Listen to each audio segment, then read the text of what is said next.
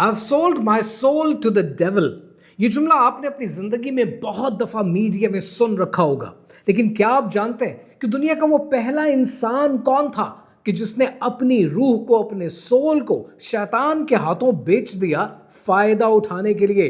اس انسان کا ذکر آپ روزانہ کی بنیاد پر نہیں کرتے، لیکن اس کے چھوڑے ہوئے ایکشنز آج ہزاروں سال بعد بھی آپ کی زندگی میں شامل ہیں. And the worst is you don't even know about it. ابھی آپ کے ساتھ میں ایک ویڈیو شیئر کرنے لگا ہوں. اس ویڈیو میں آپ یہ دیکھیں گے کہ آپ کے من چاہے سیلیبریٹیز، چاہے کیٹی پیری ہو، چاہے یو ہنی سنگھ ہو، یا چاہے باب ڈیلن ہو، یا چاہے ایمینم ہو، یہ سب کلیم کر رہے ہیں that they have sold their soul to the devil. What do you mean by that? تھوڑی دیر پہلے بھی آپ نے کہا شیطانی طاقتیں تھیں. ڈس ریسپیکٹ کیا بہت سپر پاور کو، آلمائٹی گاڈ کو، اور گلوریفائی کیا بری چیزوں کو. تو وہ میرے لیرکس میں بھی دکھتا ہے، وہ میرے میوزک ویڈیوز میں بھی دکھتا ہے، وہ میری ساؤنڈ میں بھی سنائی دیتا ہے. Sold my soul to the devil. I sold my soul for about $55. I sold my soul to the devil. I know it's a crappy deal. Lisa came with a few toys like a Happy Meal. Had we sold our soul to the devil? How else can you explain us being here on the Yeah. Well, it goes back to the destiny thing. I mean, I made a bargain with it, long time ago, and I'm holding up my end. What was your bargain? To get where I am now. Should I ask who you made the bargain with? with the chief commander. On this earth? And on this earth, and then in a world we can't see. And it's sounding a little bit strange, and I'm like, if you don't get this right now, I swear to Lucifer, I'm gonna... Who wants to pray to the devil with me? Who's in with me? Come on, hey, let me see those horns. Dear Dark Lord Satan, hope everything's good with you. Ask you to grant tonight's nominees continued success in the music industry. I'm trapped. If I can go back, I never would have rapped. I sold my soul to the devil, I'll never get it back. I just want to leave this game with level head intact. Okay. Hell is where our agents make our deals with the devil. I kind of sang about, what was going on in my life at 15, and that's how I got introduced to the music industry. I swear I wanted to be like the Amy Grant of music. Yeah. But it didn't work out, and so I sold my soul to the devil. It didn't work out, and so I sold my soul to the devil. اب یہاں پر ایک سوال بنتا ہے کہ لوگ اپنے civil کو، اپنی روح کو شیطان کے ہاتھوں کیوں بیچتے ہیں، اور کیا یہ بیچنے سے فائدہ ہوتا ان کو؟ اور دنیا کا وہ پہلا انسان کون تھا جس نے یہ گھناؤنا کام شروع کیا؟ اس سے اس کو کیا ملا؟ اور ساتھ ہی ساتھ اس انسان کا آج آپ کی زندگیوں میں کیا عمل دخل ہے؟ کہانی کیا ہے؟ آئیے سمجھتے ہیں.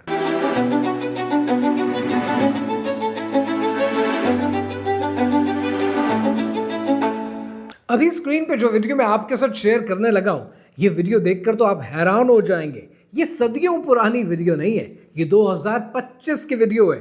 SNL کے ایونٹ کے اندر ایک سکٹ پیش کیا جاتا ہے، اور یہ سکٹ پیش کرتی ہیں لیڈی گاگا. اور لیڈی گاگا ایک فرینڈلیز ریسٹورنٹ کے اندر ایک پارٹی دکھاتی ہیں، ایک برتھ ڈے سیلیبریشن دکھاتی ہیں. لیکن دیکھتے ہی دیکھتے یہ ایک اوکلٹ سیلیبریشن میں اور ایک ریچول میں بدل جاتا ہے، جہاں لمستھو نام کے خدا کو پکارا جاتا ہے، اس کی مدد مانگی جاتی ہے، خون کے چڑھاوے چڑھائے جاتے ہیں. جب لوگوں نے SNL کے ایونٹ کے اندر اپنے ٹیلی ویژن اسکرین پہ یہ دیکھا تو ہر انسان پکار بیٹھا کہ یہ تو کوئی ڈیولش ایکٹیویٹی ہو رہی ہے، اور یہ آپ کے دماغوں کو بدلنے کے لیے ہو رہی ہے. لیکن لیڈی گاگا کا کیا یہ ایک ایونٹ اکیلا اپنی نوعیت میں تھا؟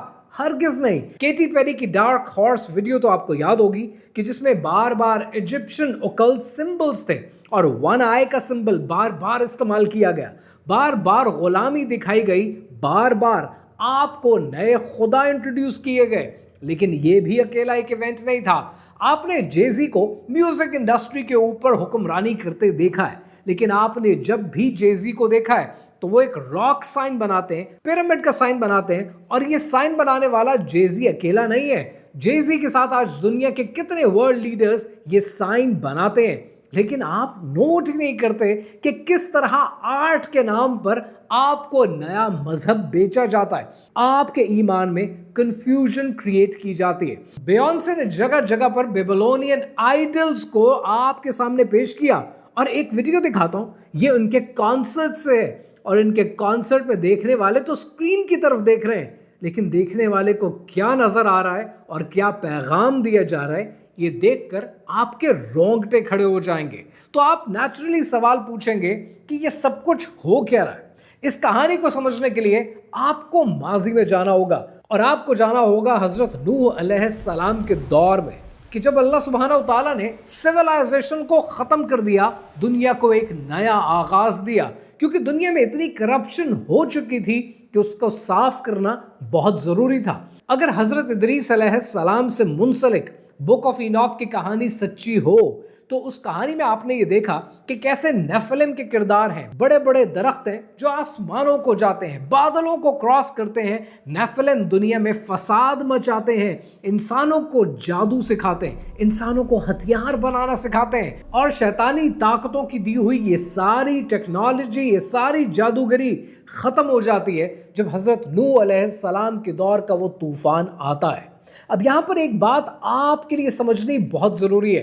ان ویڈیوز کے ذریعے اور اس سیریز کے ذریعے میں سارے انبیاء کا ذکر نہیں کر رہا، لیکن میں آپ کو تاریخ کے امپورٹنٹ ایونٹس بتا رہا ہوں۔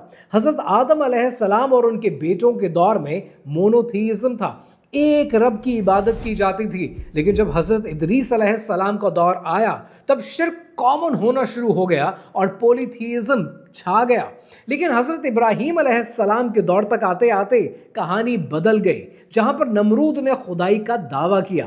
تو اس کہانی کو شاید آپ اس طرح سے سمجھیں تو آپ کے لیے آسان ہوگا کہ یہ دنیا ایک رب کی عبادت سے بہت سے رب کی عبادت تک آئی، اور وہاں سے بدل کر میں خود خدا ہوں یہاں تک آئی حضرت ابراہیم علیہ السلام کے دور میں۔ اور اسی لیے نمرود کا ذکر کرنا، تاریخ کے پہلے ٹائرنٹ کا ذکر کرنا بہت ضروری ہے، کہ جس نے نہ صرف خدائی کا دعویٰ کیا لیکن پہلا انسان بنا جس نے اپنی روح کو شیطان کے ہاتھوں بیچ دیا۔ تاریخ میں جب بھی ٹرننگ پوائنٹس آف ہسٹری کا ذکر ہوگا، نمرود کا ذکر کرنا بہت ضروری ہے، کیونکہ اس کے دور کی بہت سی چیزیں ہیں جو آج بھی آپ کی اور ہماری زندگیوں میں عمل پیرا ہیں۔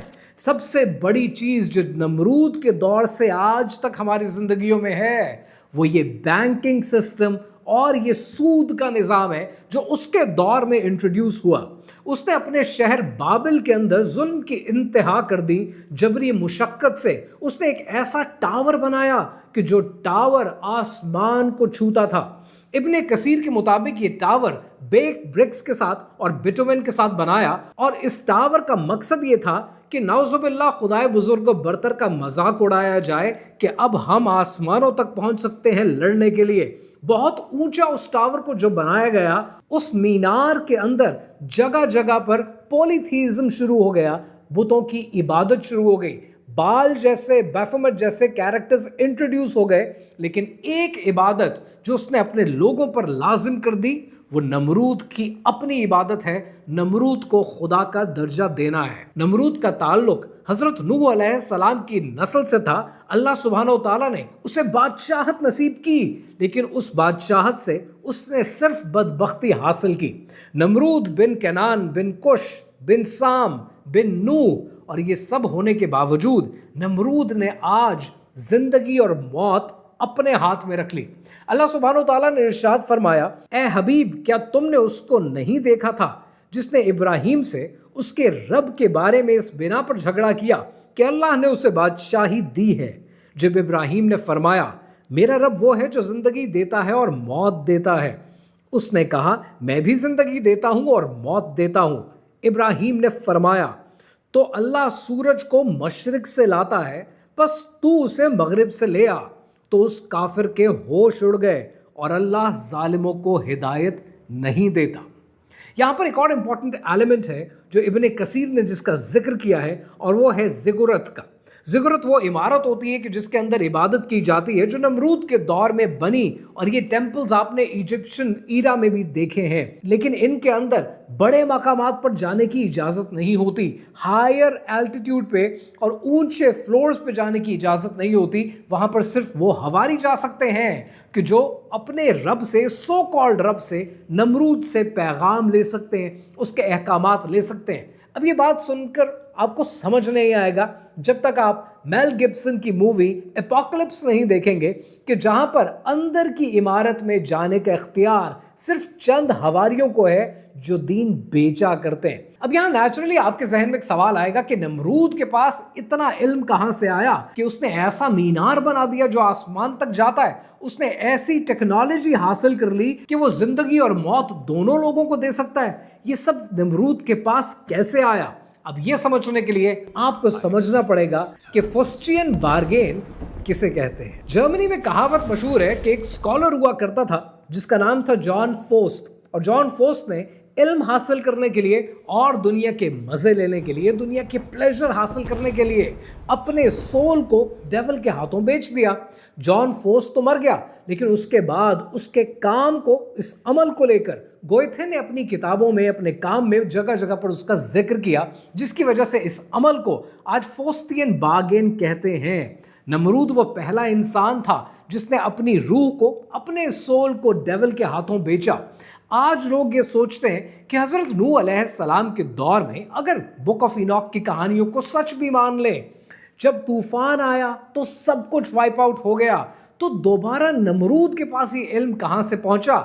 एक बात हम भूल जाते हैं कि अल्लाह सुब्हानो तआला ने सब कुछ तो वाइप आउट कर दिया, लेकिन एक दुश्मन हमेशा से था जो आपका और मेरा और आने वाली नस्लों का भी दुश्मन है, वो अपनी जगह मौजूद है, और वो है शैतान। अल्लाह सुब्हानो तआला कुरान पाक में इरशाद फरमाते हैं कि शैतान ने कहा, फिर इनको आगे से और पीछे से, दाएं से और बाएं से, गर्ज हर तरफ से आऊंगा और इनकी राह मारूंगा। यानी शैतान खुला दुश्मन है। हम जब ट्रांसलेशन करते हैं ना, हम बड़ी गलत ज्यादती करते हैं। हम ये कहते हैं कि शैतान ने कहा है कि वो आदम को भटकाएगा। आप उस जगह पर आदम को ना रखें, आप उस जगह पर मुझे रखें, अपने आप को रखें। शैतान ने कहा है कि वो हमें भटकाएगा। और आज फॉस्टियन बार्गेन हो या किसी भी सेलिब्रिटी की ये एंडोर्समेंट हो कि मैंने शैतान को अपना सोल बेचा, अपना ज़मीर, अपनी रूह बेची, उस सब का मतलब ये है कि 4 दिन की चांदनी है, फिर अंधेरी रात है।